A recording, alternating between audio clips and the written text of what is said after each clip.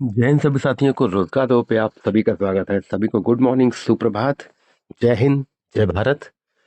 आशा आप सभी अच्छे होंगे, अपनी तैयारी को बहुत अच्छे से कर रहे होंगे। नव वर्ष का दूसरा दिन, नव वर्ष शुरू हो चुका है और ही आशा उम्मीद के साथ आप पूरे जोश उत्साह के साथ आप फिर से लग जाइए, क्योंकि ये 2026 जो है उत्तर प्रदेश के लिए रोजगार वर्ष होने वाला है और आप सभी के लिए भी बहुत महत्वपूर्ण वर्ष होने वाला है। तो बस इसी वर्ष में आपको अपनी एक जॉब, अपनी एक सीट पक्की करनी, अपनी एक नौकरी पक्की करनी। तो बहुत महत्वपूर्ण आपके लिए वीडियो आज का होने वाला है। वैसे तो सभी वीडियो आपके लिए महत्वपूर्ण होते ही हैं, तो आज का वीडियो भी बहुत महत्वपूर्ण है। उसी कड़ी में आपके लिए बेहद महत्वपूर्ण जानकारी आज के लिए। तो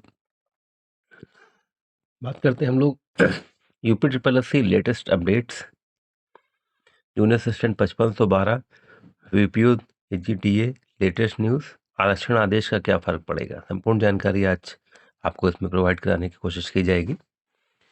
सबसे पहले हम लोग आरक्षण आदेश पे बात करते हैं। जो अभी लेखपाल भर्ती में जो आरक्षण की विसंगतियां कुछ हुई, जिसको लेके कहीं ना कहीं जो लेखपाल की भर्ती आपकी 7,994 पद की भी चल रही है, फॉर्म भरे जा रहे हैं और सभी लोग जल्द से जल्द फॉर्म भर भी दें। तो उसमें जो आरक्षण की विसंगतियां हुई, उसको देखते हुए माननीय मुख्यमंत्री जी ने संशोधित एक आदेश जारी हुआ, विज्ञापन संशोधित विज्ञप्ति जारी हुई, जिसमें जो आरक्षण की विसंगतियां थी उसको दूर किया गया। उसी के बाद एक आदेश जारी हुआ प्रमुख सचिव जी एम देवराज की तरफ से कि जो भी वैकेंसियां होनी चाहिए, वो यूपीपीएससी में हो, चाहे यूपी ट्रिपल एससी में हो, चाहे किसी भी शिक्षा विभाग में हो, कहीं पर भी हो, तो उसमें सीधे सीधे ये लिखा है कि जो आयोग को अध्याचन जो भी प्राप्त हुए हैं, उसमें आरक्षण का जो है पुनः परीक्षण का आदेश दिया है।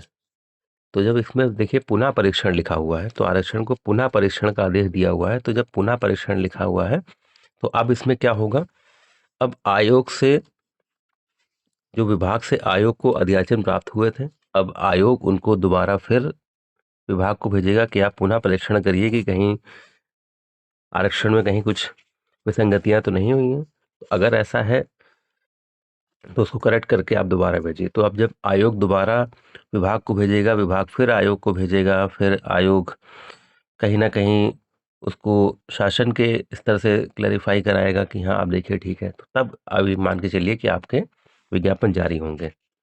तो कहीं ना कहीं थोड़ा सा लेट हो सकता है इसमें विज्ञापन जारी में होने में। और आगामी जो भी विज्ञापन आपके अधियाचन जो प्राप्त भी थे, जो आपके विज्ञापन जारी होने के कगार पे थे, अगर उन विज्ञापनों की हम बात करें तो उसमें एएसओ 800 से 1000 पद, एजीटीए 2500 प्लस लगभग, आबकारी सिपाही लगभग 400 प्लस और लैब टेक्नीशियन के करीब 400, ये लगभग एकदम तैयार आपके विज्ञापन थे। लेकिन अब कहीं ना कहीं जो पुनः परीक्षण प्रमुख सचिव जी ने अपने पत्र में लिखा है, पुनः परीक्षण, तो पुनः परीक्षण कहीं ना कहीं सारी चीज़ों को किया जाएगा। आरक्षण को लेके, आरक्षण को कुछ अगर विसंगतियां हैं तो उनको दूर कराया जाएगा। तो कहीं ना कहीं जो एएसओ, एजीटीए, आबकारी सिपाही, लैब टेक्नीशियन के जो विज्ञापन जब एकदम तैयार थे, तो कहीं ना कहीं ये लेट हो सकते हैं। और आगामी का सारे विज्ञापन, जैसे अगर बात करें लोअर पीसीएस के 1500, एडीओ के 600, केन सुपरवाइजर के 800 लगभग, एलोपैथ फार्मासिस्ट के 700 से 800 और जेई स्टेनो जूनियर असिस्टेंट, तो कहीं ना कहीं कुछ कुछ लेट इनको मान के चलिए कि हो सकते हैं। लेकिन सही भी है, विसंगतियां ना हो, क्योंकि कहीं ना कहीं विभाग या आयोग अपनी किरकिरी नहीं कराना चाहेगा। तो इसलिए अगर, और आप सभी या हम सभी बच्चे भी परेशान भी नहीं होंगे, कम से कम ये रहेगा अगर 10-15 दिन लेट है, चलो सब सही आए, ज़्यादा कुछ विसंगतियां ना हो, कोई परेशान ना हो। तो अगर कुछ लेट भी होता है 10-15 दिन, तो इसमें कोई डाउट दिक्कत की बात नहीं। लेकिन ये मान के चलिए कि जो भी वैकेंसी इस वर्ष निकलेगी वो इसी वर्ष पूरी हो जाएगी। सबसे बड़ी चीज़ आपके लिए ये रहेगा कि आपके पास ज़बरदस्त मौका है, एक साल जुट जाइए, अपनी नौकरी पक्की कर लीजिए। नया साल नई ऊर्जा के साथ, नौ वर्ष नव हर्ष के साथ। तो ये तो रहा आरक्षण वाले नोटिस के बारे में। अब हम लोग चलते हैं जूनियर असिस्टेंट 5512। देखिए अभी तक मैंने पिछले वीडियो में आपको जो बताया था कि जूनियर असिस्टेंट का जो रिजल्ट है वो कहीं ना कहीं 5 से 15 के बीच में आ सकता है। तो रिजल्ट तो इसी के आसपास आपका रह सकता है। लेकिन अगर इसके डीवी की अगर बात करें हम, तो अभी देखिए 1828 का डीवी चल रहा है लेखाकार का। तो जब 1828 का तो 12 फरवरी तक तो उसी का डीवी लगा हुआ है। और अगर हम बात करें जूनियर असिस्टेंट 5512 और एजीटीए आपकी, जो एजीटीए का आपका डीवी होना है 3446 पदों का जो आपका एजीटीए का डीवी होना है, तो उन सभी में अगर बात करें तो जो एजीटीए में लगभग 22,256, एजीटीए में 22,256 हमारे भाई बहन जिनका डीवी होना, और जूनियर असिस्टेंट में भी लगभग 5512 में लगभग 30 से 35,000 को मान लीजिए कि इनका डीवी होना है। तो इतनी बड़ी संख्या में डीवी कहीं ना कहीं कराना एक, कह सकते हैं हम लोग, क्या है, टास्क है। तो इसके लिए आयोग ने शासन को पत्र लिखा है कि जूनियर असिस्टेंट 5512 और एजीटीए का ऑनलाइन डीवी करा लिया जाए। ऑनलाइन डीवी की पत्र शासन को लिखा गया है, आयोग ने लिखा है। तो अब शासन इस पे कब अपनी स्वीकृति देता है, या उसमें उस पत्र में सभी पूरी प्रोसेस दी गई होगी कि ये सुरक्षित है कि नहीं, सारी प्रक्रिया उसमें बताई गई होगी कि ऐसे ऐसे इसका डीवी कराया जाएगा। तो उम्मीद यही है कि शासन भी इसको जल्द से जल्द इस पे अपनी स्वीकृति देता है या नहीं देता है। तो अपना उत्तर ज़रूर से ज़रूर शासन अपना रिप्लाई करेगा बहुत जल्द से जल्द, क्योंकि शासन भी चाहता है कि वैकेंसी जो ज़्यादा लंबे समय से लंबित पड़ी हुई हैं, जो एकदम फाइनल होने की कगार पे है, तो उनको ज़्यादा लेट लपेट उनका ना किया जाए।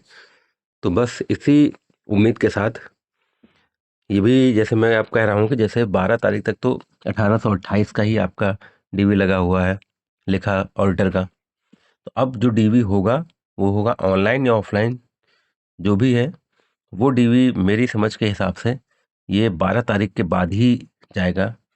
अगर ऑनलाइन सारी प्रक्रिया सही रही तो उम्मीद है कि थोड़ा सा पहले भी शुरू हो सकता है, लेकिन अभी तक की जो डाटा निकल के आ रहा है वो 12 फरवरी के बाद ही का निकल के आ रहा है कि 12 फरवरी के बाद ही डीवी होगा। अगर ऑनलाइन या स्वीकृति नहीं मिलती है तो जो डीवी होगा, तो सबसे पहला वो डीवी होगा वो वीपीओ का, क्योंकि वीपीओ में क्योंकि संख्या कहीं ना कहीं थोड़ी सी इनके सापेक्ष कम है।